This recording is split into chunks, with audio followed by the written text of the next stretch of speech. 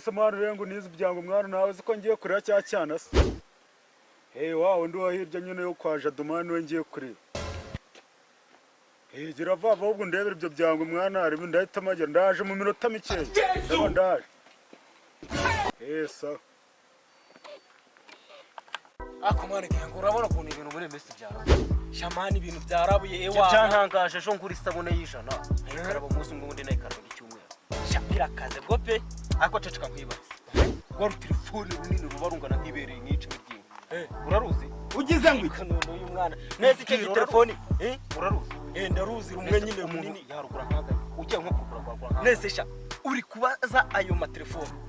Wabaho ni wari watunga telefone. Nasogokuru wawe niyari yayitunga. Nyira ngiye mbwira kwagura nkaga mu make. Ni nko mwijana. Yaha turashize none. Ijana ryose mwa ahubwo mwana Pesa ari gitira. Ugize ngo iki?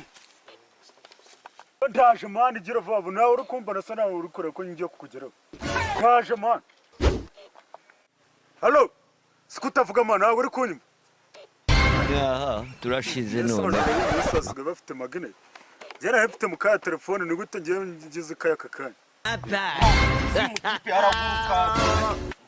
Haguruka tugenda. Tuje. Ugize ngo iki? Sumpa. Cyayi telefone singiki. Imana y'Irwanda. Nese telefone mano ikoreshwa n'amahembe se. Ni nkiki cyane igisasu. Shamani ni nka kino siko dukiza mani. Hubwo tugende dushakwe n'umukiriya. Mayonnaise zanyobotse nyine. Mani imijugujugu tuyireke.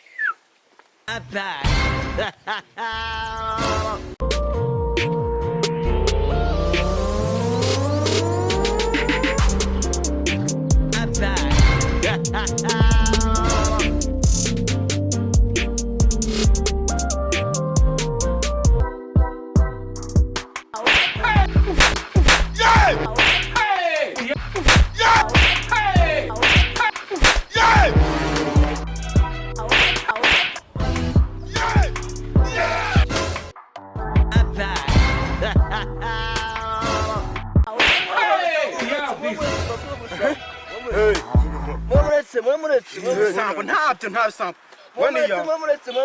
Ntabyo sambo. Uri gisambo ho gosha. Ugize ngo iki? Sura nk'iri sambo. Muretse. Ibisambo.